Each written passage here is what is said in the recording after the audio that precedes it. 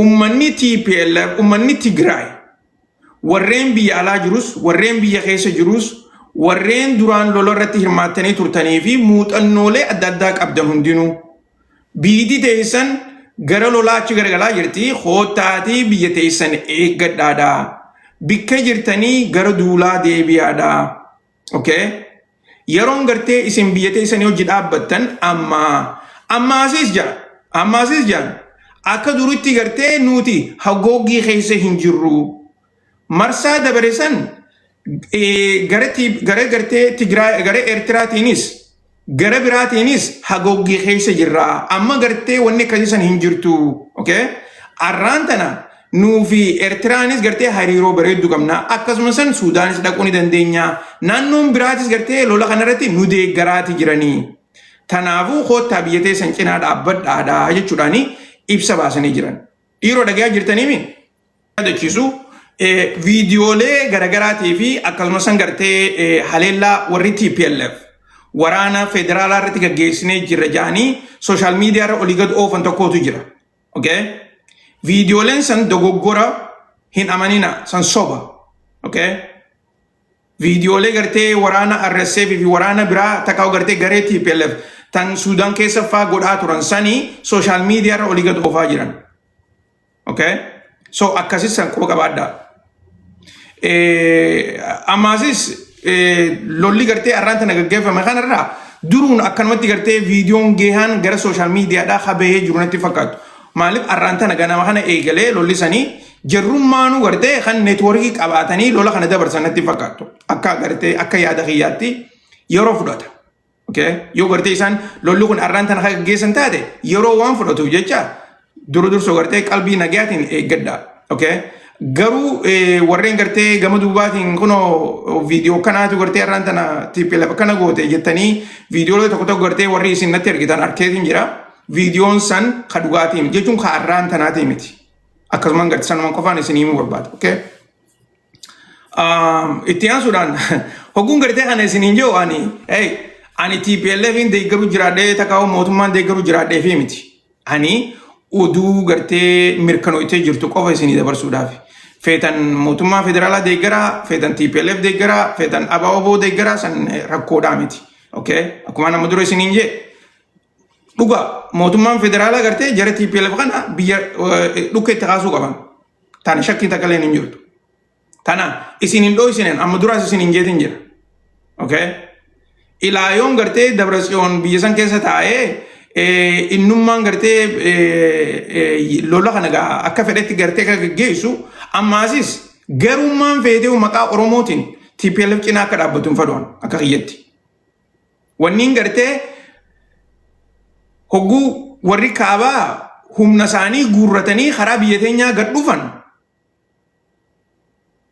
humna gartee karaa biyya teenyaa gad dhufte Oromiyaa keessa miilaan hin tuqinaa jechuuniin hin danda'amtu waniin isin hin juuftan. Okay, yoo isaan ka dhufan taate dandeessee biyyatee eeggachuu qabda. Biyyatee eeggachuu jechuun mootummaan ammaan tana jirtu aangoorra taa'uu qabdi jechuudha miti beeka adda baasaa ilaalaa. Yoo jabaattee garteeti jabaa taate qofa biyyatee eeggachuu dandeessa.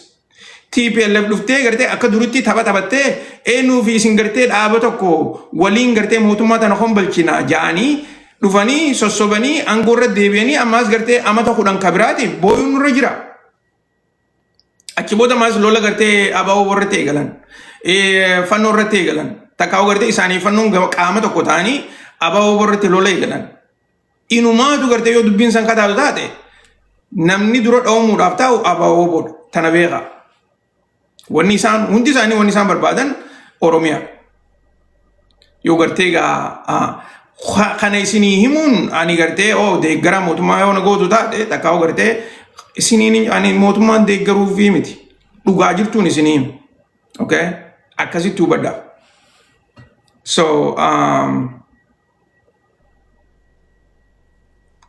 warreen gartee reefuun tana ifa isiniin ta'iniif lolli arraan tana kan gaggeeffame san naannoo gartee Maayikaadiraa jaaniin naannoo sani.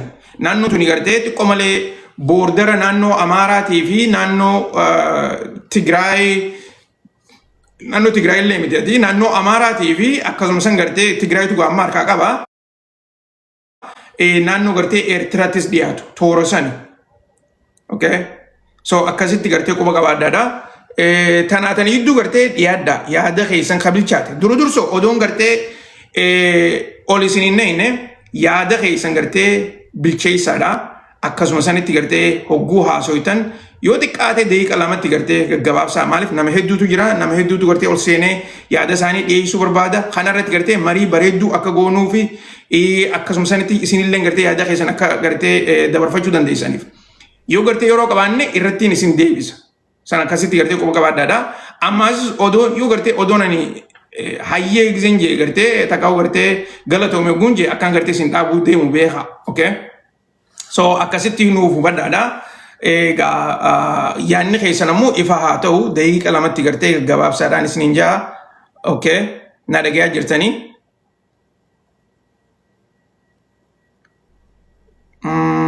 let's see tole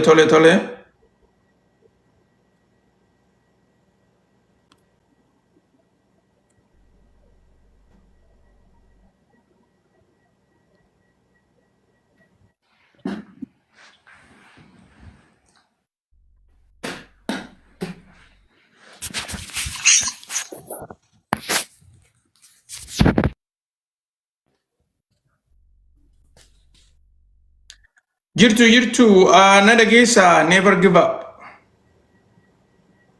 na dhageessa sagaleen tun sii dhagayeemti maayikii kee cuftee jirtaa banadhu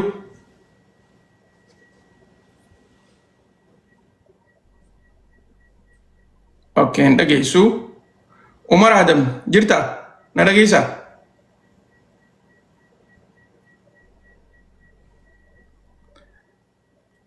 warri ammaan tan ol seenaa jirtan dhiyaadhaadha. Salaamu alaikum warahmatullahi wabarakatuh. Wa alaikum salaam warahmatullahi wabarakatuh. Kamool ta'e obboleessa kee. Jirra kun akkam jirtaati? Alhamdulillah. Gaafii tokkoon qaba garwaan. Hayyee. Gaafa ol laayivii galtu kana yuutuubiidhaaf feesbuukii ammaaf daayirektiin galee namnis akka laale siifis ilaaluuf. Wal faana? Tole. Ni goonaa fi qofaa uummanni kana keessa akkasii ilaaluuf akka wal guddisuuf si gargaara yaada. Dhuga. Tole hayyee ni sirreessina. Sanammoo kan gaafii tokko immoo kan gaafadhu hadda Ameerikaan rukutti Iraaniin jedhamaa jira akkam wantichi kun dhugaadha moo sobaa kana waan kana yaaddoo tokko fa'i. Wanni gartee okay tole hedduutu galatoomii. Dhugaatii wanni gartee Ameerikaan jechaa jirtu dhugaadha. Iraan galgala kana ni rukunnaa jechaa jiranii. Kanatti warri Iraanis qophii garaagaraa godhaati jiran inumaatu gartee yoo Ameerikaan kan rukkutu taate nuutis deebinee gartee biyyootan ollaatii fi ilaa Israa'el illee gartee ni haleellaa jechaa jiranii. Akkasuma sanitti miidiyaan warri Israa'el illee reefuun tana akka jechaa jiranitti dhugatti gartee if eeggannaa takkaa'u gartee eegumsa jabaa biyya teenyaaf godhuu qabnaa jaaniiti gaa isaanis odeessaa jiranii wanni gaa akkana jaaniif mootummaan Iraan takkaa'u mootummaan Ameerikaadhaa haleellaa gartee Iraan irratti akka gaggeessuudhaaf deemtu waan hubataniif jechuudha.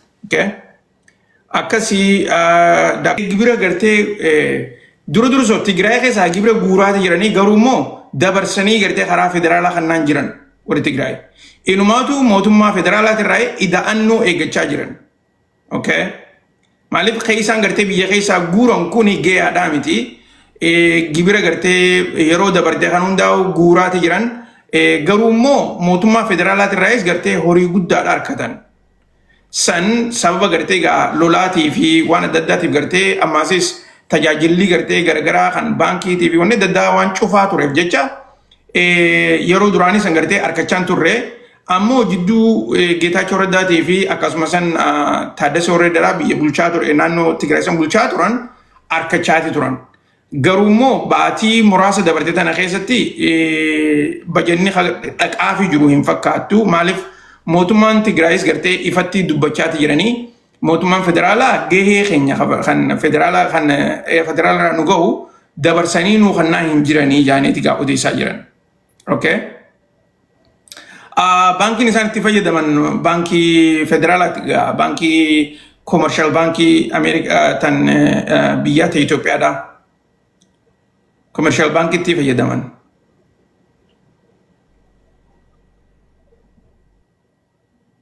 Jirra Mahamad akkam jirta? Nagayaa miti? Wanni gartee namuu ammaan tana eegaa jiru haleellaa gartee mootummaan Ameerikaadha. Iraan irratti gaggeessuudhaaf deemtu jaanii kan odeessaa jiran galgala kanafaa keessattuu akka odeessaa jiranitti lola jabaatu gartee ta'uu deemaa jaaniitti odeessaa jiranii. Lolli kuni kan duraaniitirraa adda ta'a. Okay? Akkasitti quba qabaadhaadha. Maaliif isaan lachuutu akka gartee eenyuutu irra jabeenya qaba takkaa'u gartee eenyuutu harka kennachuudhaaf ta'a jaaniitti gartee odeessuudhaaf.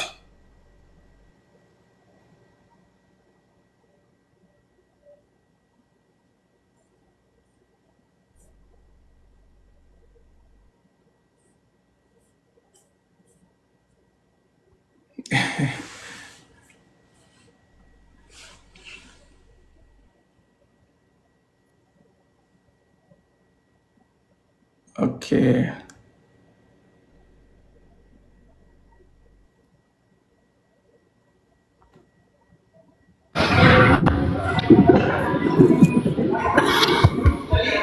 Assalamualaikum Fahmi. Ada kisah? Waalaikumsalam warahmatullahi wabarakatuh. Jam siya kam nakaketi. Jirra kuno. Ada kisah? Ya aduh. Sidaga amma rufa jira garo du tenna genera. Okay. Karabaye si hordona dugara biti tabtabi wayteddu wanne chun kaysati ingone himali beita bakadu wayteddu dalaga fa waytajiru e fora fa gurra kesa kanne silki bakabra kene fa kasi dage fa ka nur Allah le cha sinjenna Oma ye. Irana mo gafin ki takka Iran sila taira lolan qabdu mo mali sila hali wani kun rakisa te gafin ki takka tinsani Aira lola giyo to kam? Jechu wayti heddu misaila fi drone dal loltina fakata jara ka asa Akasia. Duga. ayura lola sila qabdu mo mali jechu ki gafin na tawani matte guddan gafisani Oh, okay. Gafi bareedudha. Wanni kasiifi Tigraay gartee ammaan tana xayyaara lolaa isaan hin barbaachisu. Maaliif? Misaayilotaa fi dirooniinuu gartee haleellaalee jajjabduu waan gaggeessaa jiraniif jecha xayyaaronni isaanii gartee akka jirutti lafa jala jira. Awwaalaniiti jiran. ayewani gafina tesani na de jirash Ya. Ayyee galatame. Waalaikum salaam gammachiisa kam jirta? Nagaa doktor. Jirra kunoo kam jirta ati dhiyaadhu? Ayola gaafii qaba. Ayyee.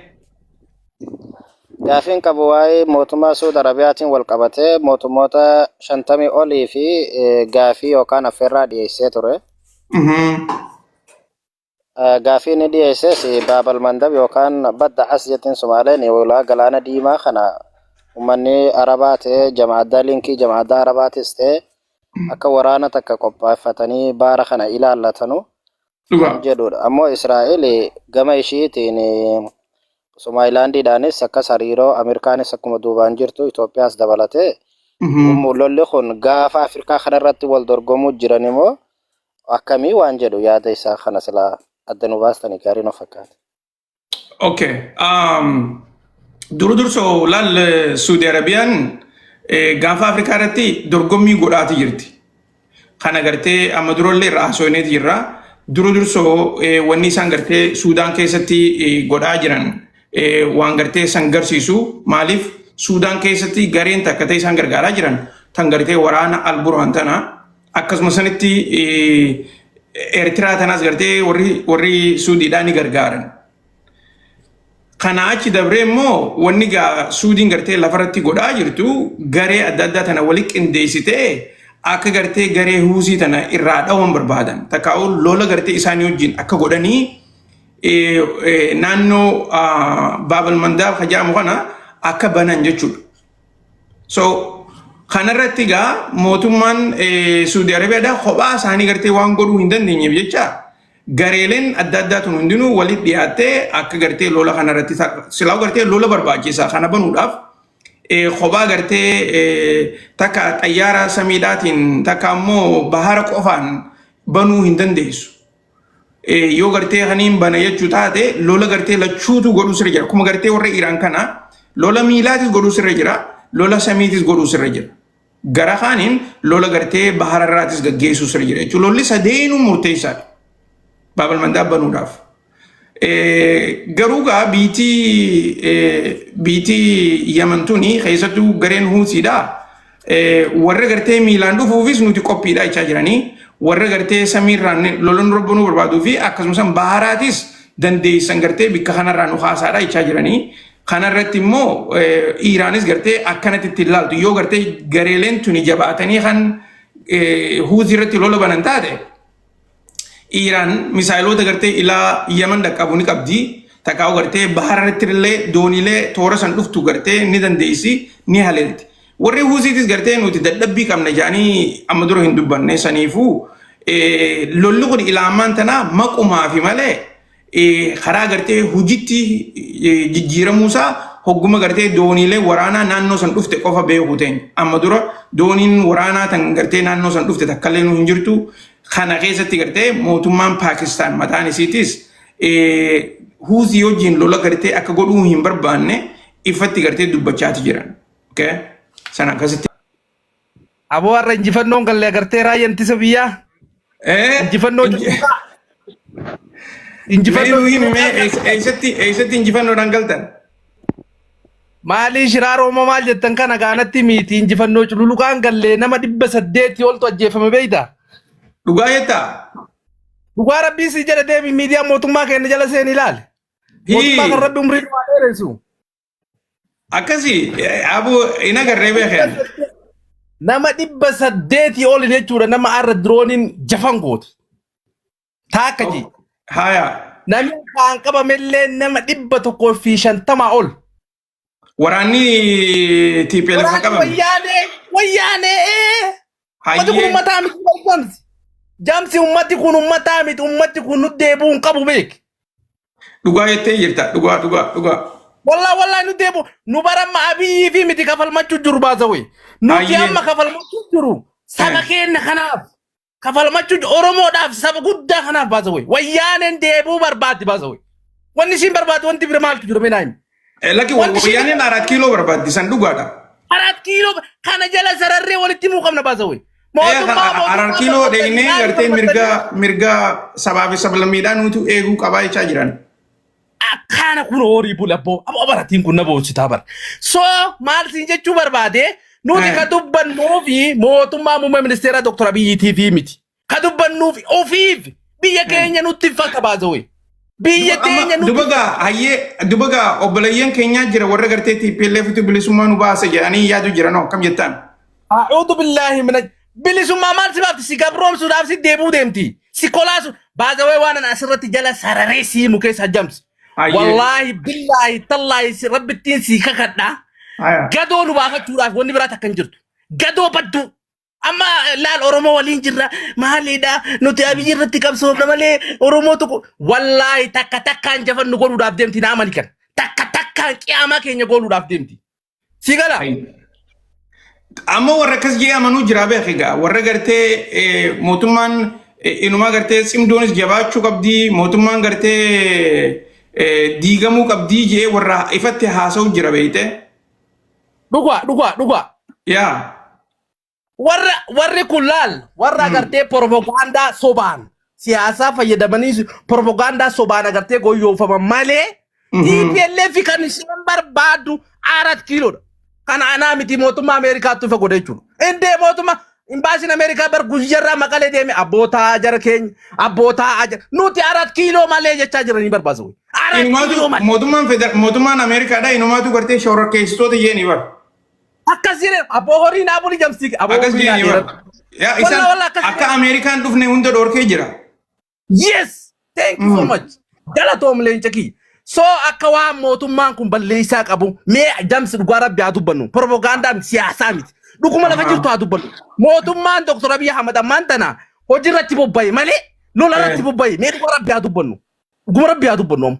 Mootummaan muummee ministeeraa kanaan durfamu ammaan tana hojii irratti bobba'ee jira. hojii qofa kan inni irratti fokkosii godhee jira. Wayyaaneen ammoo kan isin irratti fokkosii goote mootummaa kana irratti 4 kiiloo seenuudhaaf. Si galee? Kanaaf sila warra agartee wal dhagahuu hin dandeenyen illee wal dhagahanii walii galanii wayyaaneet moo shaabiyaa jettamoo TPLF jettamoo warra kanallee fudhadhu gaa akkanuma moggaa qaqqabnaati warra shanee jedhamu kanallee fudhadhu gaa akkanuma moggaa qaqqabuun bareedaadhaati. Warra kana jettamoo 4 kiiloo seenuudhaaf wanni isa dhagaan isaan hin buqqifne hin jirtuu siin jaabar yaaboo dhagaan isaan garan galchin. Garuu moo garuu laal warri kana jaanis ni warri kana juus ni jira beef. Warri gartee akka gartee garee PP tanatti Oromoo gabroomse hin jiru jaanii warri haasawni jiran. Sulleen dhugaadha waan tokko yoo laalle. Okay, so dursooti warri gartee akka TPLF warri PP dha Oromoo gabroomsan jettee ni amantaami? No. Laal rakkoon ni jirti gabrummaa fi rakkoon gargara rakkoon bakkoota garagaraa ni jirti. Gabrummaa wanta gabrummaa. Warri kasaanitti Oromoo gabroomse hin jiru jechaa jiranii. No. Lak sun kijiba rabbiin guddaan jibbee lakkisun. Sun kijiba bara laal siyaasaa fa'i atama siyaasa ni wat. Propaganda waan jedhan jira beektaa olola waan jedhan. Olola beektaa miti. Uummata kana guyyarraa marfee waraanan. Guyyarraa agartee uummati qooti man. Guyyarraa agartee yaani akka uummanni kun dhugaadha jedhee fudhatu guyyarraa uummatti himta bakka. Waanuma agartee akkanaa kana nami Abiyyi Ahmad yookaan mootummaa kanarra Oromoo akkana godhan jiru mililikii yoo agartee Oromoo akkana hin goon maali propaganda isaanillee bar maal ta'an siyaasaa kana fayyadamanii wanni ta'uudhaaf gaa. Kasaan deemanii barat kiiloo waan ta'eef. Egaa jechuun amma hayyee amma gaalal akka maatii jechaa jirtu kanatti dhugaa naaf galaa beek. Garuu namni cinaan gartee ati faarsee bulaadhaa faasiin jechuu danda'an. Wallahi summa wallahi tisi kakadhaan faarsee mulaa miti. Ana maanta kaambii baqataa kee jira baazawee. Kaambii baqataa biyya Keeniyaa Naayiroobii kee jiraadhaan. Kaambii baqataa. Mee faarsee bulaan baqataa keessa jiru eessa jirame? Dhugaa. Jechuun warra biirufannaa bar biyya hin jiran namni beeku ni beekaa zala. An Naayiroobii Keeniyaa jira. No jechuun lakki biyya jiraachuun sireen jiru faarsee bulaa ta'uudhaaf beek. Iyo waan tokko jira beektaa kan agartee jedhamu faarsee bulaan tu waa butattee haatu wallahi summa wallahi tisi kakadhaan faarsee bulaadhaan. Garuu 100% waan asii mukeessa TPLF nu deebi'u hin qabdu. Duba kam amma gaa akka gartee amma jechaa jirtu kanatti yoo gartee amma TPLF ABO boraasif keessa waliin jiranii miti ammaan tan akka jaanitti bara waliin jiranii. Dhibbatti waliin jirti maammaa dafannaa shanee waliin jirti dubbadhu gaa shanee waliin jirti natti mi faannoo waliin jirti. Suudaan waliin jirti. Nu lakki TPLF jechuun jira malee ABO waliin jirra jaanii dubbachaa jiran maaliif nuti sila gartee ABO nuti TPLF jinni jirra jaanii sila ibsa baasanii gaariidha nu fakkaata. Akkasitti gartee waliin jiran jennee yoom takka gaafa marii waliigaltee DC garan mallatteessan oduu nima dhageenyaati. Gaafa san diigamtee jirti bar san waan ture. Uummata timanii jiranii. Gaafa sun uummata timanii. Diiga eenyu diigi ati kuma qabdaa. San akka diigamtee jirtu moo akka diigamtee jirtu. San agartee akka diigamtee jirtu siifiin hima maaliifi wanni gartee gaafa san jaaramte. TPLF wajjin odoo gartee gaa ifiifuu hojiirra hin geessin bara TPLF mootummaa federaalaati wajjin Pretooriyaatti waliigaltee godhanii miti. Yes. Dubbiin san achumarratti bishaan jala isaa gaafa sanuu warri TPLF mootummaa federaalaati wajjin gartee akka waliigaltee gaggeessanumaaf itti fayyadaman malee dhugumatti gartee biyya mootummaa jijjiiruufi miti. Yeah, 100%. Yeah. Tigaltee so eegi gartee mootummaa TPLF gaafa san gartee mootummaa federaalaatti wajjin Pretooriyaatti waliigaltee godhanii waliin mallatteessan booda gareen san hundinuu diigamteeti gaa akka gaa namni hedduun gartee gaafa san jechaa jiranitti cinaanis gartee gara uubar isaanii deebi'anii turan. So achi booda warri TPLF mootummaa wajjin hojjechuu eegalanii gaa sababa gartee adda addaatti gareen Geetaachoo Raddaatii fi achi booda gartee gareen eenyu maqaan isaa Taaddasee Warradeefaanis biyya naannoo Tigraay kana bulchuu eegalan booda gaa Dabratsiyoon gartee biyyee nyaatee ammaas aangoorratti ol deebi'e. Akkana kunu amma waa isin jedhe alaala Abiibii kiyya asirratti leenca kiyya dhagaye waan inni isin jedhu dheengadda jaartiin Montariinoo ettaniin taa gartee ajaju warni waraanaa tun taa wayyaanee tun jaartiin agartee Montariinoo jedhaniin tu yoo ati qabeetu taate waan ishiin jette nuti agartee 4 kiiloodhaa deemuuf Addis Ababaa deemuudhaaf dantaan qabnu Addis Ababaa wayyaa wanni tunu jira abaa'ootu nu jira yookaan shanetu nu jira OLF jechuudha akkasuma faannootu nu jira so hajaan nuti deemnuuf iyyuu hin jirtu jettee afaan baafattee dubbatte namittiin tun nama agartee itti aantu Gabratsiyoon jennee murteessuu hin deemne yeroo kanatti dhaabi kun nuti waliin hin jirru nuti waliin hin jirru maal jeen dhaabuga wanni takka gartee isiin nuti gartee 4 kiiloodhaaf hin deemnu jettee haa dubbattu ati ni amantaa silaa isiin waan isin jettee san no wanni garagalchaadha barra wanni siyaasa garagalchaadha barra diroo kam taasisati wanni garagalchaadha barra taniif isin jaa akkamii amanta waan isin jettooti waan an jedhe laal dhaabi abaa'oo kuni kiyyaan afaan amaraan dhaga'use akkasii akkana jettu gaafa eeglama shan eegigaa eeglama shan sii kennaa beekata dhaabbu godaka kiyya naa obse godaka lammi lama shan jirta injire akkam nagaa jirtanii jirra wono dhiyaaddu nama hedduu si hordofuu yaadota ati asirratti dhiyeessitu hedduu nama jaaladhu. Galatoon. Alaa kun baadatti tooppika irratti qabdu irratti tooppikallee kaayirooti. Wanni amma deemu akka namni keenya laalu osoo hin ta'in TPLF fi waa sadii dhabde. Waa sadiyyuu Oromoodhaan dhabde. Isaanillee akkasi beekan dhugaan jirtullee akkasi. Waa sadii maal fa'aa dhabde jettee yaaddamee naayin? Aangoo irraa ka'isii buuse Oromoo. Qabeenya biyya sanitti isiin horatte magaalaa Finfinnee kana keessa deemte namni keenya inuyyuu magaalaa inuyyuu beeku callisee haasa malee waan isiin qabdu iyyuu beeku magaalaa Finfinnee kana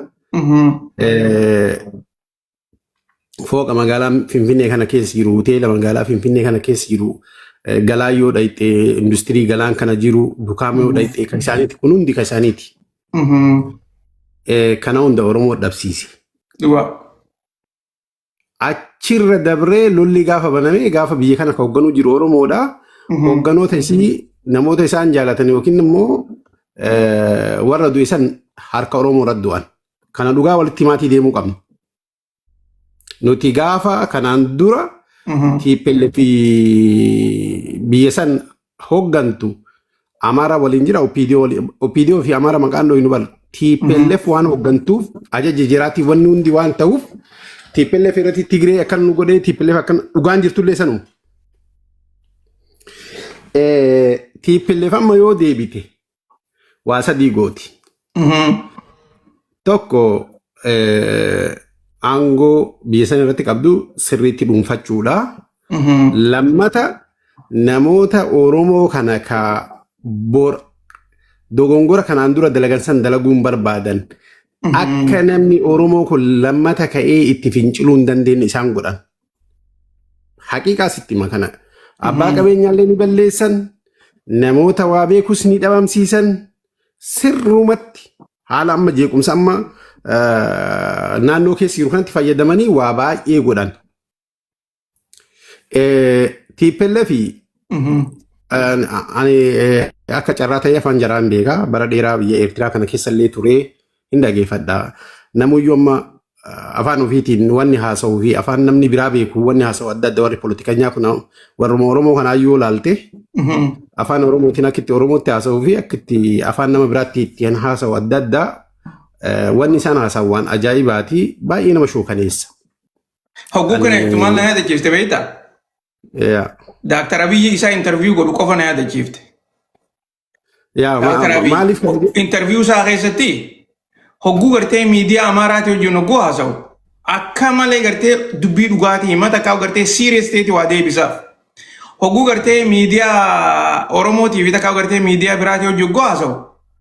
Inumaatu gartee itti taphata akka gartee ni jira miti yeroo guutuu ifuma haasa'ee fita odoo gaaffii takka illee namni hin gaafanne. So akkasii.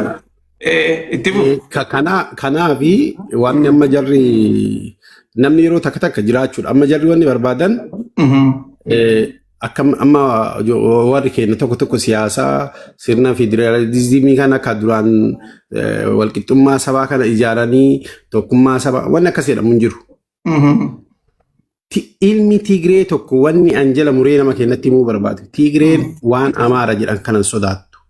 Tokko waa lamaaf hin sodaanne. Isaan keessa warri har'a Amaara jedhan kun Gondar amma warra Gojjam kana keessa namni kennu waan hin beekneef warri hedduun jara. Okay, gaafiin si gaafadha. Amma fakkeenyaaf mootummaan PP tuni akka gartee ammaan tana isin lachuutu jechaa jiran kanatti ni yaaddi jettee ni yaadda? No.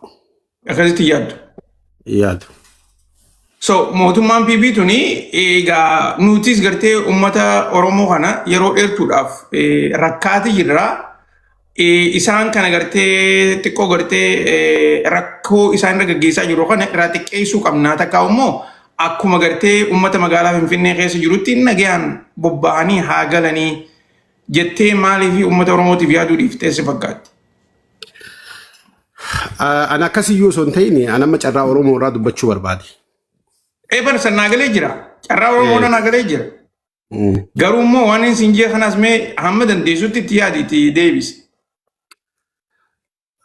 Bari namni keenya herrega ofii beekuu dhabuudha. Amma wanni rakkoo hedduu hawaasa keenyatti gabbaanii miiraan dubbachuu osoo hin ta'in Itoophiyaa tana caafii daangaa irra teennee beeyna malee namni amma Itoophiyaa keessaallee bahee biyya alaa kana bahee daangumarraa yookiin Baaleerraa yookiin Harargeerraa yookiin Arsiirraa yookiin Wallaggarraa caafumarraa bahee deema. Biirokiraasii Itoophiyaa kanan beekan. Yoo biyya tanatti gabbuutee ilaaltu akka dur ati yaadduu fi akka biituun jirtu adda adda. Nuti fakkeenya aangoo yoo qabaatte waraanummaan keenya kun dhaqee amma biyya tana yoo qabaate magaalaan tuni ijaaramtee jirti kan mana qabu nama biraati mana namaa irraa fudhachuu hin dandeettu dirijiitii nama irraa fudhachuu hin dandeettu nama kana magaalaa kee godhuuf achi keessa dirijiitii ijaaruu qabda mana ijaaruu qabda. Wanni nuti kanaan dura akkaataa nuti itti yaadnu sun hundi dogongoraan akka ofii kiyyaa hubadheetti jechuudha. Akka nama qabsoo Oromoo keessa turellee akka yaada namoonni keenya kana qabanillee yoo an argoonni sun hundi miidhamni Oromoon qabsaa fi turte sun sirrii ta'ee osoo jiru garuu namni sadarkaa ofii beekuu dhabuun bakka irra jiru beekuu dhabuun waan amma har'a keessa jiru kan nutti fide. Warri amma mootummaa kanallee ijoollee Oromoo ta'anii irra hedduun isaanii dandama dhuunfaa isaaniiti yoo haqiiqaa walitti himne warra hedduudhaan wal beeyna. Waanuma dhuunfaa waan sabaa godhan baay'inna. Garuu silaa anan malaa wanni ani irra faayidaa jedhee ayyaaduu laala bileeskee jamalii. Abbaa biddeenii irraa abba malaafaatu irra abbaadhaa miisa. Dhugaa. Ijoolleen biyya bulchitu tun Oromoodha. Haga feetes siyaamiitu. Haga feetes nu haamiitu. Garuu akkas ta'uu qabu re no antaanam fura dhugaa laal. Si malee yaada kiyya. Dhageeffatu gabaan amma si fidama. Si dhageeffachaa jiraami. Ijoolleen nama biyya gaggeessaa jiru suni dhugaa Oromoodha. Garuu immoo isaanuu warra qaxaramee gartee namaaf hojjechaa jiru. Namni isaan hundinuu gartee warri isaan hojjechaa jiraniif iizee maali? Yoo dhugaa dubbanne. Iizee maalaaf hojjechaa jiran. Tana namni biraa isiniin himu. Ani isiniif hin himammoo. Hundi isaaniitu abiyyi irraa eegali ilaa gaditti abiyyi mataa isaatu iizee maalaaf hojjechaa jira. Saniifuu gartee yaadni isaanii yaada tokko. Akka fedhetti haa taatu silaa gartee abiyyi laal abiyyi bara naannoo Oromiyaa irraa dhufe tokko beeka. Nama gartee nama rakkoo uummata keenyaa beeku nama gartee qabsoo Oromoodhaa qaceellotti hubatu ammaasis Oromiyaa keessoo xiqqaate amata 10 oli hojjeteeti jira. Qaceelloo beeka. Namni kuni arraan tana Oromiyaa keessaa bahee diluma kana gartee Itoophiyaanistii tahee mul'achuun isaa ajendaan isaa gartee gaaffii uummata keenyaa tan gartee gaa uummata keenya fakkaattu tana deebisuu dhabuun isaa waan gartee uummanni keenya dhiheeffate waan namni keenya dilli kun irra dhume kana amata 8 dabree kana keessatti kuni deebuu qabu. Akka feetetti gartee waan biyyaa akka feete godhi isaan rakkoodhaa miti. Garuu immoo Oromiyaa irratti gaaffiin uummata Oromoodhaa tana jedhee xiqqollee taatu gartee qiyaasatti yoo kan deebisu taate silaa uummanni keenya nuuf hojjechaa jira suuta hojjechaa jira faa jaaniiti gartee isaaf obsan ta'a. Garuu immoo Abiyyi irra gartee TPLF nu wayyaadhaa jee namni gabbahee iniyyuu ta'a. Si galtee waan jechuu jiru. Dhugaa sunee. Bar namni keenya amma bika akkam jira si fakkaattee akka gul'aanii gartee kun nama keenya sun nama keenya maajooriitii irratti haasoo jira malee nama tokkoo fi lama gartee ammaan tana sababa gartee aangoodhaatiif jecha horii harkatee fi nama gartee faarsee bulaa kan kanarraa haasootu hin jiru. Yeroo hundaa'anii maajooriitii irratti haasoo yaada kiyya akkasi. So amma fakkeenyaaf gaa yeroo gartee uummanni keenya PP irra TPLF turre nu wayyaadhaa jee as bahee dubbatu kana akkamitti arraan tan as deebitee kunoo diinni isinit dhufu jiraatiti diina kana gartee nu wajjin qolachuudhaaf qabsoo godhuu qabdanii diina kana gartee biyya teenya irraa dhoorkuudhaaf nu hojii dhaabbachuu qabdanii jettee akkamitti gartee yaadatti dhiyeessuu dandeessa. Ani akkamiin yaada seete siyaasaa keessatti maaltu jira yookiin ammoo akka miliitariitti illee yoo laalte fakkeenya qaama tokko ka irratti qabsooytu yookiin ammoo aggaarii waan jedhan amma warra tumsa walii godhu qaamni biraa ka baalaansii si caaloo jiraate tumsa hin gootu. Maaliif san kufiiftee ammallee qabsoo paartiituu eegalta jechuudha. Qaama biraa akkasirra humna qabutu bakka san qabata. Anamma Oromoo warri mootummaa kana mormu jechuun mootummaan Abiyyi kuni gaafii Oromoon deebifne warri jedhu. Warri biraa dhufee bakka sanirra taa'ee haganaa ol Oromoon dhiibamtii wanni wayyaa humna ofii ijaaree warra kana Abiyyiin kuffisuu irratti tumsa ta'uurra humna isaa jabeeffatanii akka bakka Abiyyii kana bu'anii osoo qaamni biraa bakka kanan qabanne baalaansii yooma tumsallee godhan humna tumsanii kana ol humna qabaachuu qaban akkuma gaafa TPLF dargii kuffifte dhaabota hundarra humna qabdu ogguu biyya dhufte guututti waan hunda dhuunfatte san sadarkaa san yoo hin ta'in har'a TPLF fuul paaworii qabdu tana wajjin shaneen yookiin ammoo ijoolleen Oromoo ta'an mootummaan kun gaafii Oromoon deebifne jettee qabsooytu yoo dhufte Oromoo miti jarallee waanuma 90 takka ABO mudateetu mudata. Okay, tole asumarra naa qabeeyye asirra naa qabii Oromoo kudha takka na dhagayaa jirta? Indaga assalamu alaikum warahmatullahi. Wa alaikum salam warahmatullahi wabarakatuh. Yaada addaa qabdamoo yaaduma gartee lama shan haasa'u jiru kana qabdu baleessoo. Akka PP deeggartu niin beekaa. Dur sogartee waan amma isa gaafadhee kana dhageessee jirta. Ayyee isaniif deebisimee carraan si kanna. Meera naa deebi yaada gaafii isa gaafatteme xiqqoo. Laal wani nama jechaa jiru fakkeenyaaf uummanni keenya yeroo gartee PP irra TPLFitu irra nu wayyaadhaa ji'u keessa jirra. Akka gartee PP tanatti takkaa gartee rakkanneen beeynuu gaafa TPLF biyya bulchaa turte jedhaniiti haasawaa jiran kana bikkayyuutu haasawaa jiran. Biyya keessattis biyya alaarraayis. Okay? Ammaan tana garuu hoggaa gartee amma diinni gartee gara kaabaatiin warri TPLF warri faannoodhaa takkani ta'an tuni rakkoo takkalleen qabdu. Amaafis namayyuufuu ifa. Garuu immoo kunoo diinni gartee karaa kaabaatii nu dhufaa jiraati. Haa aangoo teessan eeggadhaadhaa jettee uummatatti gartee akkamii gabbaatee dubbachuudhaaf teessaa jeetiin gartee gaaffii dhiyeessaa jira.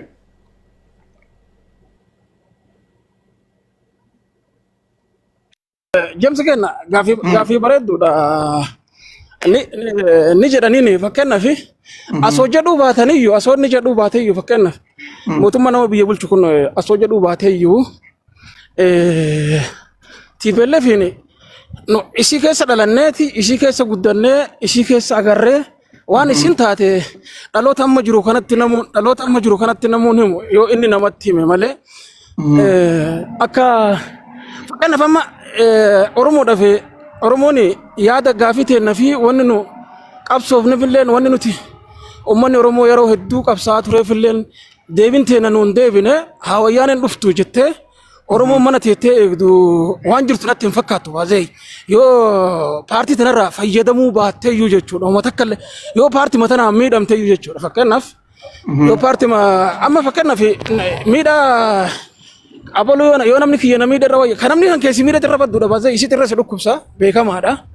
Anamma fakkeenyaaf wayyaan namni durra keenya namni dhuna wayyaa hin jedhu fakkeenyaaf miidhaan tanama kan keessi santu ulfaata iyyuu haa taatuti gin ani akka nama Oromoo tokkotti fakkeenyaaf akka nama Oromoo tokkotti yoo yaada kenne Oromoon TPLFin bilisiginarra nu wayya jettee bilisiginaa tana fakkeenyaaf paartii bilisiginaa tana garuma Oromoo nama Oromoo kabiraa kawayyatti jijjiirra jettee Oromoo yoo qabsoofte okay sirriidha jennee fudhanne gin bilisiginarra wayyaanni nu wayya jettee Oromoo mana teettee aswaabiyyinu manaan bahinaa jedheeni mana teettee eegdi jedheen hin fudhadhu baasee akka nama tokkotti akka nama Oromoo tokkotti ammallee waan takka jira beektaa abjuu wayyaaneedha hedduu dheertuudha hedduu guddoodha gin abjuun isiitu hin milkooftu akkasiin hin milkoofne illee hin beekna ummanni Oromoo yaadanis siyaasinis waa hundaanuu dhaabuga Oromoo dhaabuga hin dogoggorin TPLF tuni xiqqoo malee gartee Finfinnee seentee turte marsaa dabarte san tana numa yaadattaami inumaatu gartee bulchootonni warreen aangaa'onni naannoo Amaaraa horii biyyaa gartee horii naannoo Amaaraa kan isaan harka jirullee adda hirataniiti kaanii baqachuudhaa kaan. Okay? Amma marsaa tana gartee isaanis muuxannoo haaree uummatanii waraanas leenjifatanii meeshaa waraanas hedduu harkatanii lola kanaaf gartee kunoo akkanatti ibsa baasaa jiran arraan tana ibsa isaanii irratti gartee yoo dhageeffatte. Kootaatiti biyya teessan gartee cinaa dhaabbadhaadhaa jedhaniiti ibsa baasaa jiran. Akkasuma sanitti akka duritti gartee nuti aggaamiin takkaa'u uggurriin gartee bikka adda addaa nurra gaggeeffamaa jiru. Eertiraa wajjin nagee qabnaa, Suudaanii wajjin nagee qabnaa, bikki hundinuu gartee nuu banaadhaa kootaa gartee lola irratti hirmaadhaadhaa jedhaniiti uummata isaanii yaamaa jiran.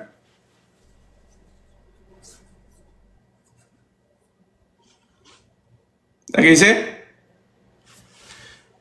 Okay, sitting deebi'a. Sitting deebi'ee kutaa kana eegi. Abdii Shaashaa jirta? Abdii Shaashee? Naam kutaa Oromoo kutaa. Waalaikum salaam warahmatullahi wabarakatuh. Dura dursee galatoom jabsi kenna siin jenna. Waa baay'ee sirraa argataa. Rakkoon qabu yaadu. Ka biyya keessaatii miti ka biyya alaa irraa illee waa baay'ee sirraa argataa irraa galatoom siin jechuu barbaada. Hedduu galatoome illee.